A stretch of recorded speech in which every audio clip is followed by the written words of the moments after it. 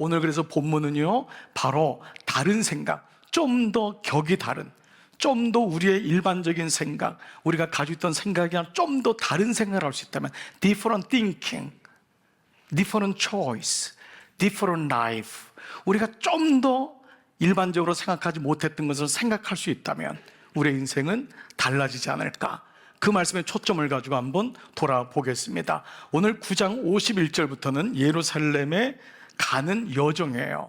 누가복음은 전체가 몇 장까지 있죠? 24장. 몇 장까지 있죠? 24장. 네, 24장까지 있어요. 24장 있는데 19장까지가 예루살렘으로 가는 On the way to 제루살렘이에요. 예루살렘으로 가는 길. 그리고 19장 28절부터가 24장 마지막까지가 예루살렘 안에서 일어나는 일이에요.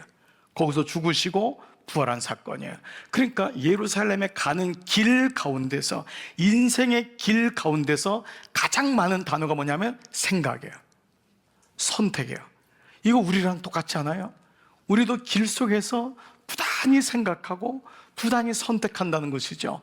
자, 그런 면으로 오늘 말씀을 본다면은 이제 말씀이 좀 더 보이기 시작할 것입니다. 51절 다 같이 시작. 예수께서 승천하실 기약이 차감해 예루살렘을 향하여 올라가기로 굳게 결심하시고. 자, 이제 다 같이 볼펜 드시고, 자, 매일 성경에, 자기 성경에 우리 동그라미 치겠어요. 첫 번째, 기약이 차감해.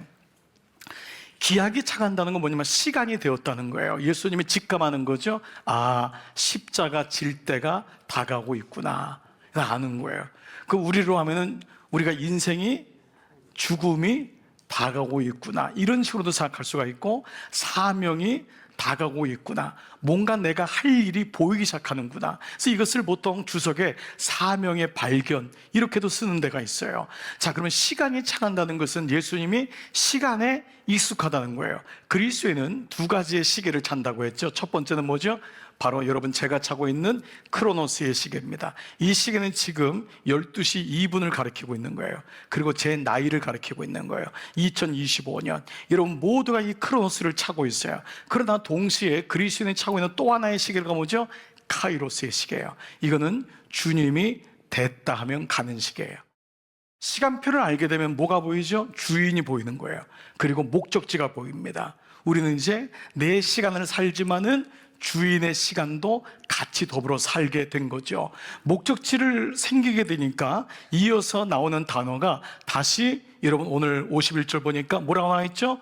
굳게 결심하시고, 동그라미, 굳게 결심하시고. 예수님도 자기의 시간표가 아닌 주님의 사명을 받았을 때 가졌던 마음이, 생각이 뭐냐면 굳게 결심하시고, 생각입니다. 생각을 굳게 했다는 거예요. 그런데 이 단어가 헬라어로는 단어가 하나예요. 우리는 두 개로 번역됐지만 이 단어는 스테리조란 단어예요. 스테리조란 단어는 뭐냐 하면 놀랍게도 얼굴을 들다예요. 얼굴을 들다. 그러니까 생각하고는 좀 다른 단어 같은데, 이게 뭐냐면 어떤 그 마음속에 어떤 분명한 각오를 가지고 일어나는 모습, 이거를 말하죠. 얼굴을 드는 거예요. 마치 땅을 바라봤던 사람이 어떤 사명을 발견하고 영화의 한 장면에서 얼굴을 탁 들 때 영화에서 그 클로즈업 하잖아요. 그 사람의 얼굴을 드는 것.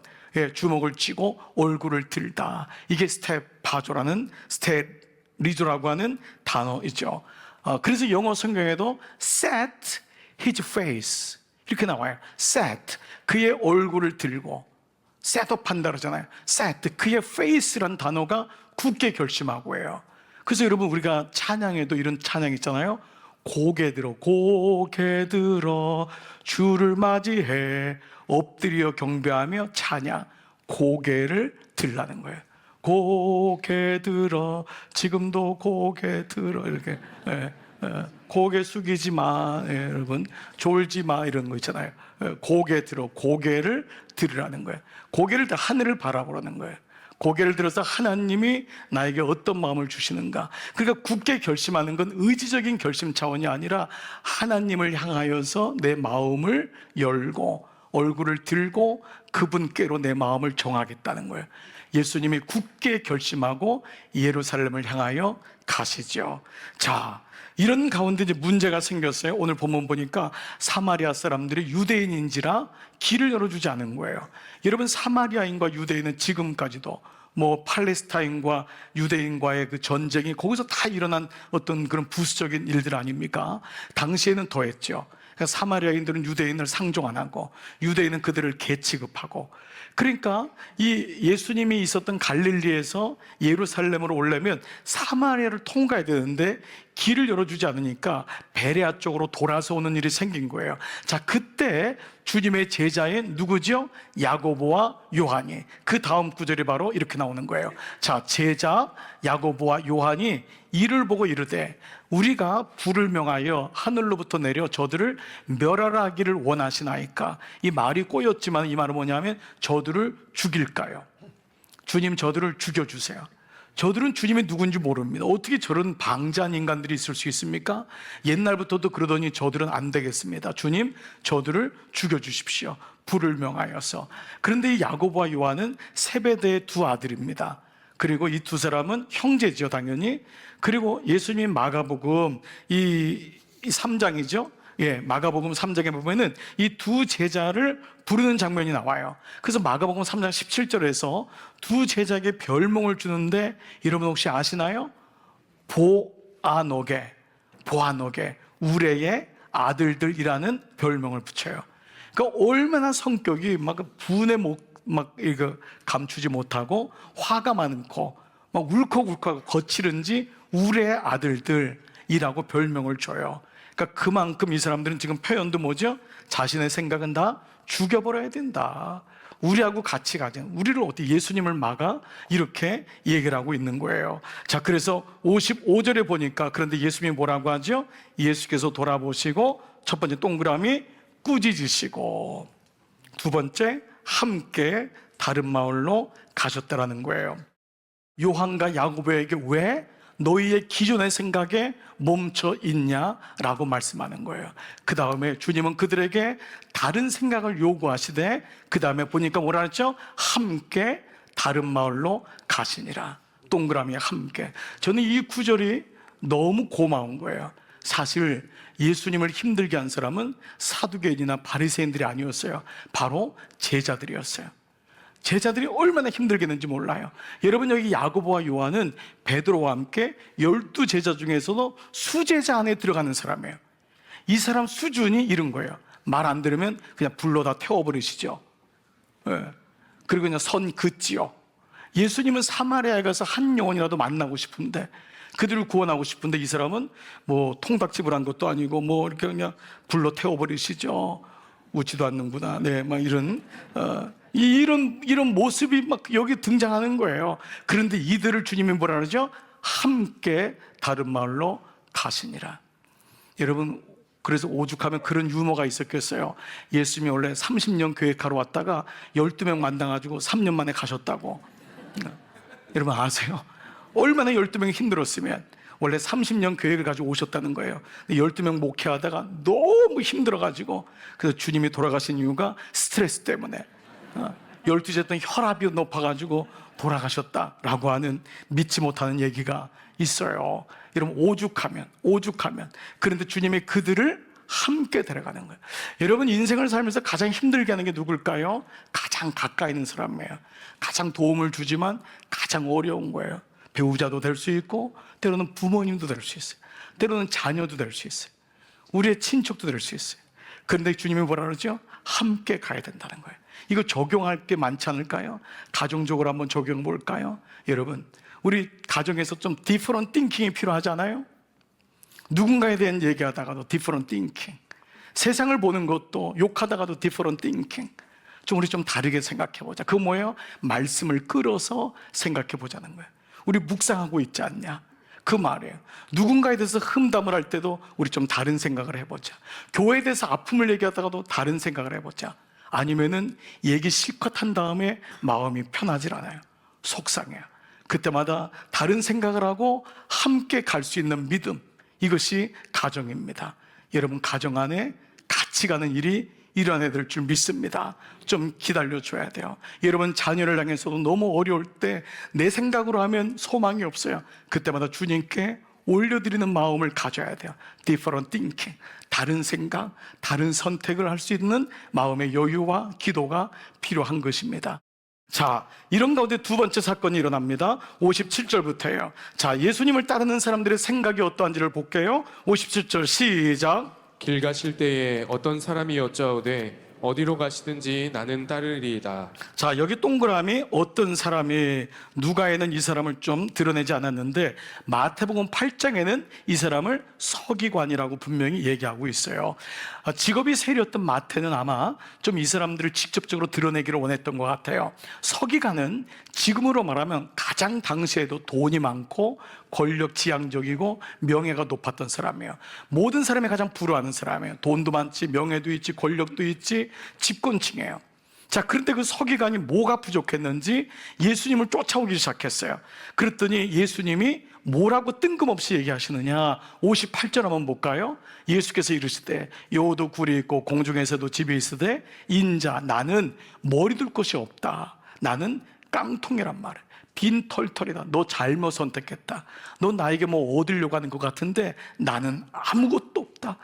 아무것도 없어. 털털이 아무것도 없는 가난한 사람이야 라고 얘기합니다.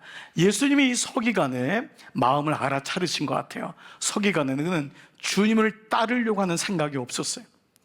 주님을 선택하려고 하는 마음이 없었어요. 그저 플러스 원이에요. 요즘 말로 하면 주님 따르면은 돈도 생기고 명예도 생기고 권력도 생기니까 요 정도 돼가지고 반지 하나 더 끼면 좋겠다. 이 서기관의 마음을 주님이 아셨죠. 그래서 주님이 일부러 그에게 이렇게 말한 겁니다. 나는 아무것도 없다. 그런데 나를 따르겠느냐? 라고 물어요. 이 사람은 사라지는 것 같아요. 자, 그런데 그런 가운데 주님이 또 다른 사람에게 다음 구절에 보니까 이렇게 물어요. 또 다른 사람에게 나를 따르라. 자, 근데 나를 따르라 했는데 이 따르라가 서기관이든지 아니든지 간에 이 사람도 유력한 사람은 분명해요. 자, 말씀을 한번 풀어가 볼게요. 그가 뭐라고 하냐 하면 나로 먼저 가서, 동그라미 나로 먼저 가서 내 아버지를 장사하게 허락하옵소서. 왜 이게 중요하냐 하면 나로 먼저 간다는 것은 율법적인 질서예요. 무슨 말이냐 하면은 이 당시는 부모님의 장례는 계명 중에 5계명인 내 부모를 공경하라는 밑에 계속해서 이제 따라 나오는 행위들이 있는데, 부모의 장례 시에는 율법을 공부하는 것보다, 그리고 성전에 참여하는 것보다, 예배에 참여하는 것보다, 심지어는 할례를 받는 것보다도 우선된다 그랬어요. 이게 율례예요. 율법이에요. 그러니까 이 사람이 지금 아버지의 장사를 한 다음에 내가 오겠다고 하는 것에 대해서 토를 달 수가 없는 거예요. 이거는 완벽한 면책이에요. 이해되시죠? 여기 대해서 누가 뭐라고 하겠어요? 그런데 여러분들이 잘 아는 다음 구절이 등장합니다. 자, 그 다음 구절이 뭐죠? 죽은 자들로 자기의 죽은 자들을 장사하게 하라라는 단어가 나와요. 이 네크루스라고 하는 죽은 자, 앞에 있는 단어도 똑같고 뒤에 단어는 네크루스예요. 그야말로 죽은 자예요. 자, 이것은 여러분이 알다시피 보편적인 상식을 무시해서 부모님을 경외하지 말아라, 장례식 가지 마라, 이건 불효해라, 이런 차원은 아니라는 것은 여러분 알고 계시죠? 주님이 그 정도 수준으로 얘기하는 건 아니잖아요. 이 말씀을 좀 더 문화적으로나 언어적으로 배경을 이해할 수 있다면은 이 말씀을 온전하게 이해하는데 도움이 될 것 같아요. 자, 이 네쿠르스란 단어, 죽은 자로 죽은 자를, 이 죽은 자들로라고 하는 말씀이 비속어적인 관용어라고 하는 의견을, 제가 이제 유학할 때 랍비가 한번 왔어요. 유대 랍비가 왔는데 마침 이 말씀을 거론했어요. 예를 들면 이 말씀은 유대인들에게는 너무도 익히 들리는 말씀이라는 거예요. 자, 지난 주일날 마태복음 11장 28절의 말씀, 우리가 뭐예요? 수고하고 무거운 짐진 자들아 다 내게로 오라. 나는 마음이 오냐고 겸손하니 나의 멍에를 메고 내게 배우라 할 때, 멍에를 듣는 유대인들은 멍에가 몇 마리 소가 끈다고요? 2마리의 소가 끄는 것을 자연스럽게 연상했듯이 이 죽은 자들로라고 하는 단어는 당시에 상속의 몫이 적거나 상속을 받을 수 없는 자들을 비속으로 얘기한 거예요. 그러니까 너는 아무것도 아니라는 거예요. 죽은 자들로 부모님을 장례하게 하라라고 하는 의미라는 거예요. 그러면 상속이라는 의미가 얼마나 큰 영향이 있길래 죽은 자라고 얘기했을까? 신명기 21장 17절을 보면은 죽은 자에 대한 이 상속에 대한 말씀이 장자는 아버지의 두 몫을 받는다랬어요. 두 몫을, 두 배가 아니라 두 몫이라 그랬어요. two times가 아니라 two portion. 두 몫이라는 것은 받지 않은 나머지 한 몫을 장자가 아닌 자자들이 받아요. 그리고 장자는 그것에 나머지 두 몫, 세 덩어리면은 두 몫을 장자가 받고 한 몫을 동생들이 받는데, 그 당시 평균 동생이 10명이에요. 이스라엘 사람들은 아내가 많았거든요. 그렇기 때문에 이 여자들로부터 낳았던 자식들이 최소한 10명이면은 10명의 한 몫을 가지고 나누는 거예요. 그러면 장자는 두 몫을 그대로 받고, 그리고 굉장한 차이죠. 게다가 여자들은 몫을 받지 못했던 거예요. 이 말씀은 뭐냐면, 이 말씀을 했던 나를 따르겠다고, 아버지를 장사 지내겠다고 한 자는 장자일 가능성이 많다는 거예요. 그는 이미 부자였고, 그는 이미 권력층이고, 그 서기관과 따르는 이 무리들은 이미 모든 것을 가졌음에도 아버지의 죽음을 슬퍼하기 위해서 장례를 치르는 것이 아니라 그 아버지의 몫을 더 얻기 위해서, 두 몫을 얻기 위해서 아버지의 장례를 치르고 온 다음에 주님을 따르겠습니다 라고 하는 그의 마음이 드러났다라고 보는 것입니다. 그때 주님이 뭐라고 하냐면, 너는 장자기 때문에 어차피 받으니까 지금의 이 부르심의 영광을 빼앗기지 말라는 거예요. 이 부르심의 영광을 빼앗기지 말아라. 너는 장자인데, 너에게 올 것인데 너는 그것도 부족해서 또 다른 물질을 또 원하고, 얼마나 물질이 있어야지만 주님의 음성이 들리겠느냐, 얼마나 너에게 채워져야지만 이 주님의 부르심에 응답하겠느냐라고 하는 주님의 간절한 메시지가 죽은 자들로 죽은 자들을 장사하게 하고, 소위 너희가 말하는 죽은 자, 비속어로 말하는 장자권을 이어받지도 못하고, 그래서 아버지의 몫을 조금밖에 받지 못하는 그 자들이 있으니 그들이 장사하게 하고, 너는 더 이상 욕심 부리지 말고 나의 영광을 빼앗기지 말라라는 말씀이지요. 자, 생각의 차이는 너무도 다른 것입니다. 우리의 생각을 흔드는 것이 있습니다. 이 말씀이 직접적으로 다가오지 않더라도 우리 인생 속에는 주님보다 더 앞서가는 것이 많습니다. 이러한 사람의 선택과 생각과 선택은 옆에 사람에게도 영향을 줍니다. 여러분 목장에서, 여러분 주변에서 하나님을 갈망하고 사랑하는 사람이 있다는 것은 축복입니다. 여러분이 영적 아비와 어미로 그런 길을 걸으면 사람들이 안 보는 것 같은데 그 사람들을 보고 따라가요. 이 부정적인 영향이 다음 구절을 보니까 61절에 시작. 또 다른 사람이 이르되 주여 내가 주를 따르겠나이다마는 나로 먼저 내 가족을 작별하게 허락하소서. 결국 이러한 생각이 이어집니다. 그래서 부모된 우리의 생각과 선택이 보이지 않지만 자녀들에게도 그대로 가는 것입니다. 부모가 심플하게도 주의를 선택하고, 여러분들이 하나님을 예배하는 모습을 보일 때 아이들은 그 모습을 그대로 보는 거예요. 오늘 이 영향이 결국은 다른 사람에게는 가족들과 작별한 다음에 주님을 따르겠습니다라까지 가고 있어요. 비로소 예수님을 따르는 이 제자의 마지막 말씀이 풀어지고 이해가 돼요.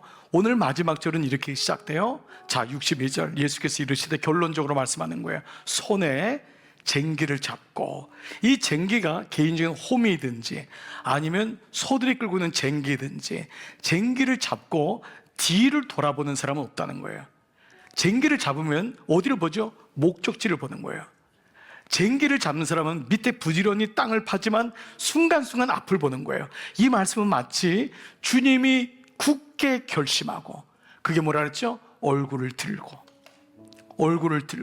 하늘을 바라보고, 주님 저의 생각을 잡아주세요, 저의 선택을 주님 붙잡아 주세요. 매 순간마다 주님 앞에 주님도 굳게 결심하기를 그치지 않았다면 하나님 나라에 든 사람이 쟁기를 들고 땅만 바라보고 뒤를 바라보고 후회했고 이런 인생이 아니라 뒤를 돌아보지 않는 자는, 앞을 바라보고 나가는 자는, 하늘을 바라보고 나가는 자가 하나님 나라에 합당하다라고 하는 것입니다. 이 말씀은 제자도에 대한 말씀이에요. 부르심에 대한 말씀이에요. 제자도의 부르심은 우리에게 거창하게 들릴지 몰라요. 그러나 오늘 설교 제목처럼 오늘 다른 생각, 나는 순간순간마다 어떤 생각을 하고 있는가, 그 생각이 모아지는 거예요. 여러분, 죽음은 하루아침에 이루어지잖아요. 늘 죽겠다고 하는 사람이 죽어요. 망하는 것도 하루아침에 망하지 않습니다. 늘 망하는 것을 묵상한 사람이 어느 날 망해요. 어느 날 정욕도 마찬가지입니다. 그걸 묵상된 대로 가는 거예요. 그래서 먹고 마시고 일어나 갔더라 사이에 생각함이 없으면 우리는 본능대로 따라가고 정욕대로 따라가는 겁니다. 그 순간에 나는 다른 생각을 하고 있는가? 주님, 저는 다른 선택을 하고 싶어요. 세상 사람들이 다 하는 그 선택 말고 제가 이 기업을 통해 다른 선택을 하고 싶어요. 저는 다른 선택으로 아이들을 양육하고 싶어요. 우리 부부는 다른 부부가 되고 싶어요. 이것이 우리의 삶을 다른 인생으로 끌고 간다는 것입니다. 오늘 이 말씀의 1년에 우리에게 주시는 교훈이고 메시지예요. 그런데 사실 우리의 생각은 그렇게 굳질 않습니다. 우리는 늘 이전으로 돌아가요. 그래서 우리는 늘 부모의 생각, 내가 가졌던 옛날의 생각에 멈출 때가 많이 있어요. 그래서 말씀이 들어올 때 보라 새 것이 되었도다. 하나님 말씀은 살았고 운동력이 있기 때문에 그 말씀을 받을 때 내가 가지고 있었던 기존 생각에서 벗어날 때, 그때 우리는 기쁨을 경험하는 거예요. 야, 내가 이렇게 할 수가 있었구나, 이렇게 살 수가 있었구나. 이걸 가르쳐 선교적인 삶이라는 거예요. 내 삶의 방향이 바뀐 거예요. 다른 생각인 거예요. 근데 이 생각을 가장 가로막는 것을 사회과학적인 언어로, 여러분 이전에 한번 말씀을 나눴는데 앵커링 이펙트, 앵커링 효과라고 해요. 이 말은 뭐냐면 이미 기준점이 된 거예요. 이거는 경제 용어 아니에요. 앵커링 이펙트는 사람이 물건을 사고 팔 때 먼저 지르는 거예요. 이거 1,000만 원입니다 하면은 1,000만 원이 기준이 되어서 모든 가격이 흥정되는 거예요. 그래서 그 1,000만 원을 지르지 못하게 앵커링 이펙트, 효과를 낮추는 것을 가리키는데, 앵커링은 뭐냐 하면 닻이 내려진 거예요. 배가 닻이 내려져 있으면 아무리 가려고 해도 안 되는 거예요. 우리의 생각을 창조적인 생각으로 막고 긍정적인 생각, 주님의 생각으로 막고 있는 게 뭐냐면 우리가 기존에 가지고 있었던 생각이에요. 늘 거기 매여 있는 거예요. 그래서 그때마다 닻을 올려야 돼요. 이걸 가리켜서 묵상이라고 하는 거예요. 묵상은 하나님 말씀으로 채우는 거예요. 그럴 때 우리의 언어가 달라지고 말이 달라지고 생각이 달라져요. 묵상한 사람과 묵상하지 않은 사람은 표면적으로 모르는 것 같아요. 그런데 완전히 달라요. 그래서 이 묵상이 우리 삶에 들어올 때 그 말씀으로 인하여서 이사야 55장에 임한 이 마지막 말씀에 뭐라고 나와 있죠? 8절 9절에 이는 내 생각이 너희의 생각과 다르며, 이거를 배워나가는 거예요. 주님, 주님이시라면 우리 답답하고 힘들 때마다 주님, 제게 좀 생각 좀 주세요. 어떻게 하면 좋아요? 주님 좀 지혜를 주세요. 이 순간에 내 머리에 나올 게 없잖아요. 그때마다 하나님 말씀이 묵상되고 이것이 암송되고 이것이 반복되듯 놀랍게도 이것이 지혜의 근본이라는 거예요. 이 말씀이 생각의 근원인 거예요. 이 말씀을 통해 그 말씀을 계속 묵상하는 거예요. 저는 지난 목요일 날 북한선교대학교 숭실대학교 교수님이 오셨어요. 그분은 교수예요. 물론 목사님이지만. 그런데 그분은 매일마다 아침에 자기의 생각을 놓치지 않으려고 그분이 1:1 양육을 1년 동안 받고, 저희 교회가 1:1 양육하는 걸 보고 너무 고마워가지고 자기는 청년 때 생각을 붙잡을 수 없을 때 그때 1:1 양육을 1년 동안 받으면서 생각을 붙잡았는데 지금도 아침에 200개의 말씀을 암송하고 시작한대요. 아침에 일어나면 200개를 계속 암송한대요. 그럴 때 그 말씀의 구절이 내 안에 들어와서 그 대학 강단에서 수많은 그 힘든 여정 속에서도 잃지 않고 목적지를 잃지 않고 올 수 있었다는 거예요. 너무도 부끄러웠어요. 나는 아침에 어떤 말씀이 먼저 생각나는가? 오늘 이것이 우리의 인생을 생각하게 하고 선택하게 하고 그것이 우리의 인생을 만들어 나간다면, 저와 여러분, 오늘 예수님이 이렇게 말씀하시고 우리에게 주시는 것입니다. 오늘 이 은혜를 다시 한번 깨달아 보십시오.